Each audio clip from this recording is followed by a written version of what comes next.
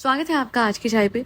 Animal lovers, dog lovers के लिए बहुत ही बुरी खबर है और वो है हाल ही में पास करा गया ऑनरेबल सुप्रीम कोर्ट का जजमेंट।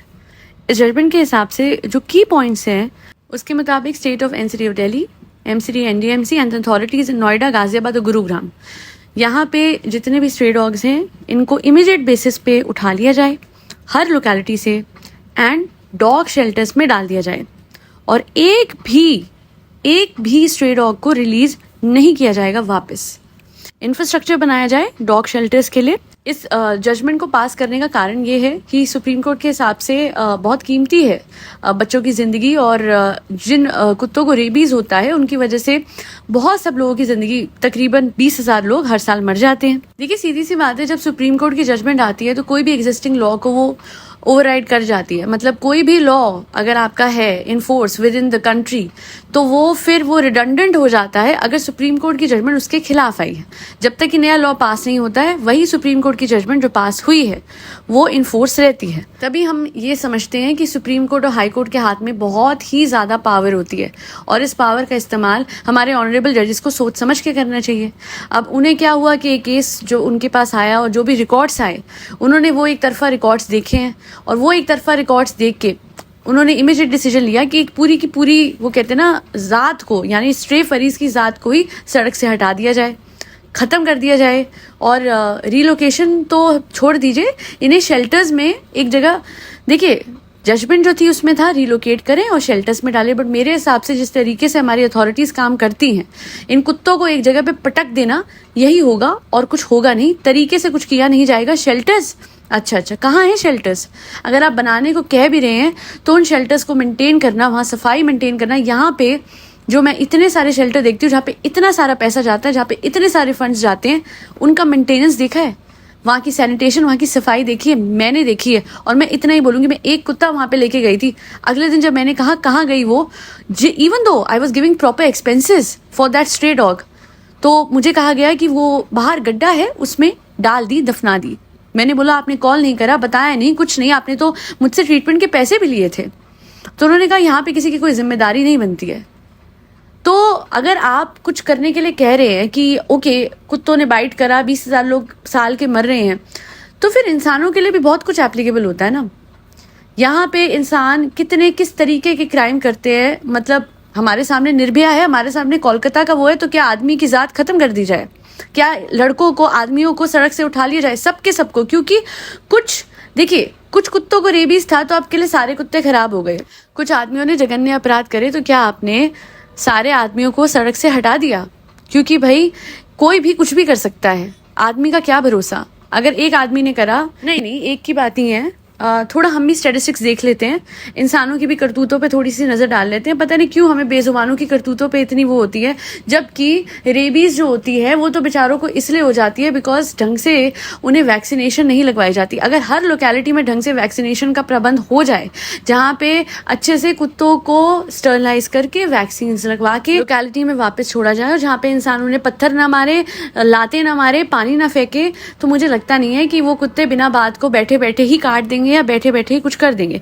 चलिए इंसानों की थोड़ी सी हरकतें देख लेते हैं। 31,000 जघन्य अपराध जो औरतों के साथ किया गया है उसके हवाले से केस फाइल करे गए हैं बाय विमेन अगेंस्ट मेन। पता नहीं फिर भी सुप्रीम कोर्ट ने क्यों नहीं आदमियों के खिलाफ कोई ऐसा रूल जारी करा कि उन्हें एक जगह पटक दिया जाए या फिर एक जगह पे एक शेल्टर में फेंक दिया जाए, क्योंकि औरतें अनसेफ हैं। यही नहीं, पिछले 2 से 3 सालों में इतने सारे केसेस फाइल करे गए हैं जहाँ पे अलेजिडली 1 लाख से ज्यादा लोगों ने किसी ना किसी की जान ले ली है।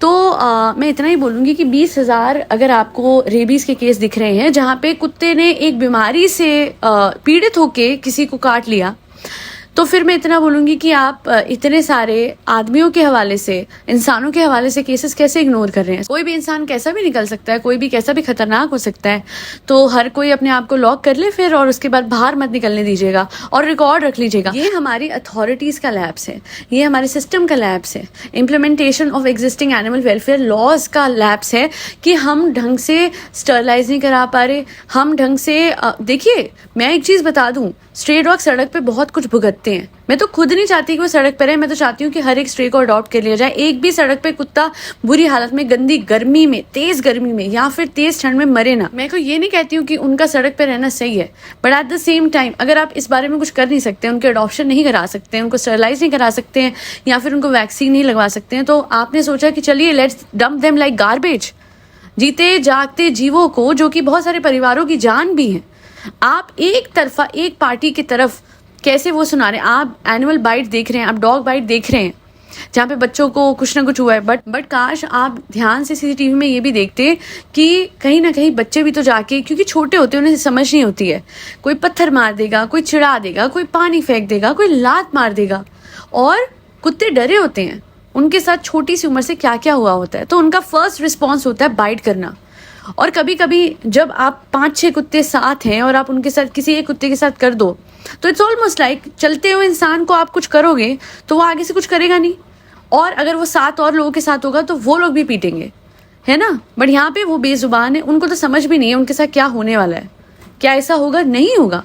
हिंदुस्तान की जनता इकट्ठे आ चुकी है। देखिए, मैं माननीय सुप्रीम कोर्ट की हर बात से बिल्कुल वो करती हूँ, पर कुछ ऑर्डर्स ऐसे भी हो जाते हैं जो कि हमेशा सही नहीं होते। और ये बात तो टाइम मेमोरियल से देखी गई है कि कभी कभी माननीय supreme court, honourable supreme court भी ऐसे ऑर्डर्स पास कर देते हैं जिनको खुद ही कुछ साल बाद वो ओवर रूल करते हैं, हटा देते हैं, सेट असाइड करते हैं। तो आई गेस एक बार इस ऑर्डर को रिकंसिडर, रिव्यू करना और ये समझना कि किसी भी प्रॉब्लम का सोल्यूशन उसको जड़ से, मतलब जीव को हटा देना नहीं होता, और बहुत सोल्यूशंस हैं। हर सोसाइटी में एक एसोसिएशन होनी, एक इस तरीके की टीम होनी जो कि इस बात का ओवरव्यू करे कि हर कुत्ता स्टरलाइज हो, ताकि और पॉपुलेशन ना बढ़े। दूसरी चीज़ अडॉप्शन हो जाए। तीसरी चीज़ कि जब अगर कुत्ता रेबीज वाला है तो इमीडिएट मेजर लिया जाए। वेट ना किया जाए कि जी सोसाइटी में एक पागल कुत्ते ने किसी बच्चे को काटा तो अब इसको ले जाके स्टरलाइज, इसको ले जाके रेबीज का वैक्सीन लगवाई जाएगी, क्योंकि उसके बाद तो वो ऑब्वियसली वो कुत्ता अथॉरिटीज़ भी क्या करती हैं आपको पता है। मैं कुछ पिछले दिनों की बात थी, एक रेबीज वाला कुत्ता था लोकेलिटी में किसी के, मेरे जानने वाले के। उन्होंने बहुत जगह कॉल करा, बहुत सारी वेलफेयर जो भी ऑर्गेनाइजेशंस चल रही हैं, किसी ने कोई मेजर ही नहीं लिया, किसी ने भी नहीं। And they take so much funds, बेजुबानों के नाम पे इस हद तक ये पैसे और डोनेशंस लेते हैं, पर क्या उनके रेस्क्यू के लिए कोई आता है? मुझे याद है मैंने कितनी बार कोशिशें करी कि मैं रेस्क्यू करवाऊं, एम्बुलेंस बुलवा के वापस डॉग भिजवाए, और शेल्टर से वो कुत्ता मुझे कभी, मोस्टली मतलब 90% ऑफ द टाइम्स जीवित वापस नहीं आया। उसका रिकॉर्ड गायब हो जाता है, कभी वो गायब हो जाता है, कभी ऐसा होता है कि मुझसे लगातार पैसे तो लिए जा रहे हैं बट मुझे अपडेट नहीं दी जा रही, और फिर मैं जाके देखती हूँ बच्चा कहाँ है, बच्चा है ही नहीं। मतलब, और अब मैं डरती हूँ, पता है मैं शेल्टर में भेजने से डरती हूँ, क्योंकि मुझे पता है बच्चे के साथ वहाँ पे पता नहीं क्या हो जाएगा। मैं खुद ही ट्रीटमेंट करवाती हूँ वेट पे ले जाके, और फिर वापस मैं लेके आ जाती हूँ और कहीं सेफ जगह उसको रख देती हूँ। लोकेलिटी वाले और हम तो ध्यान रख लेंगे, बट शेल्टर्स में अब वो भी क्या करे, ओवर क्राउडेड है ना। ढंग से गवर्नमेंट ने भी तो कोई फैसिलिटी नहीं करी। देखा जाए कुछ अगर ढंग से काम भी कर रहे हैं, जैसे वो लड़की है चंडीगढ़ में, वॉइस ऑफ द वॉइसलेस ऐसे कुछ करके उसका पेज है, मुझे थोड़ा थोड़ा याद है, वो बहुत अच्छा काम कर रही है, बट वो कितना बर्डन ले सकती है अकेले। आए दिन उसके घर के बाहर कोई ना कोई अपना बच्चा छोड़ जाता है, कोई ब्रीड वाला या कोई ऐसे स्ट्रे। तो हमें गवर्नमेंट से सपोर्ट तो चाहिए एनिमल लवर्स को, डॉग लवर्स को। आप ढंग के शेल्टर्स बनवाओ और उसके बाद अडॉप्शन करवाओ। You can't dump all the animals, मतलब स्ट्रेट फरीज एट वन प्लेस। सारे कुत्तों को एक जगह डंप नहीं कर सकते हो, कूड़ा नहीं है वो। आप उनकी वेलफेयर को भी तो देखो। आपने तो ये सोचा चलो act like Kerala government, act like वो, ऐसे नहीं होता। This is the first time in Delhi I am seeing something like this.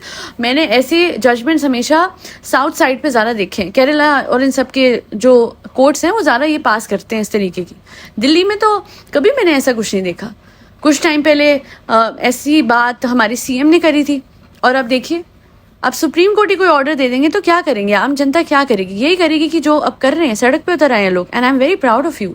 बहुत बहुत मुझे खुशी होती है देख के कि आम जनता बेजुबानों के लिए इस तरीके से खड़ी हो रही है। हमेशा गलत होता है, कभी निर्भया के साथ हुआ तो खड़ी हुई, बेजुबानों के साथ हुआ तो खड़ी हुई, बिकॉज हमें पता है क्या सही है क्या गलत है। और इतना ही बोलूंगी कि सत्ता हो या सुप्रीम कोर्ट हो या कुछ भी हो, कोई पॉलिटिकल पार्टी हो, उनको हम ही लेके आते हैं। तो अगर इतने लोग सड़क पे आ रहे हैं कोई तो बात होगी। आई होप जल्दी से जजमेंट का रिव्यू है एंड ये सेटिस्फाइड हो जाए, बिकॉज गलत जजमेंट है, सॉरी टू से, बट ये जजमेंट मुझे सही नहीं लगती है।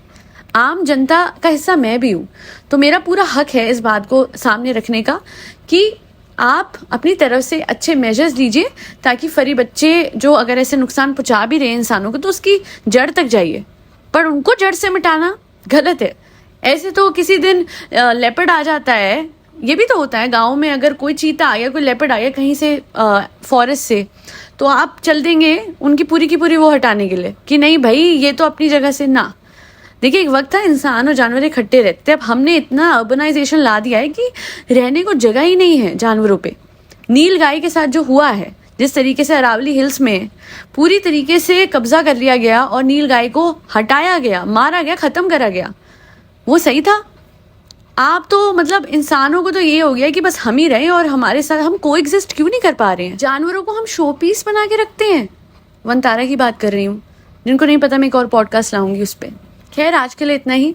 सुप्रीम कोर्ट के इस जजमेंट को मैं भी सही नहीं मानती हूँ और माननीय सुप्रीम कोर्ट से इतना ही वो करूँगी कि प्लीज़ समझिए कि बेजुबानों की अगर ज़ुबान नहीं है तो इसका मतलब ये नहीं है कि एज अ डोमिनेंट स्पीशी हम उनका हक मार लें और हम इस तरीके से ऐसे डिसीजन लें जो कि उनकी ज़िंदगी के लिए बहुत गलत हो।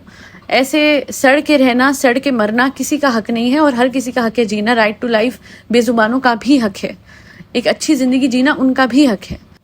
और इसी वजह से for all the animal lovers, stay strong, because हम साथ ही बहुत कुछ बदल सकते हैं। आज के लिए इतना ही। फरी बच्चों को खाना खिलाते रहे जिसमें कैट्स, डॉग्स, गौ माता और बर्ड्स सब आते हैं। जय श्री राम, राधे राधे, हरे कृष्णा।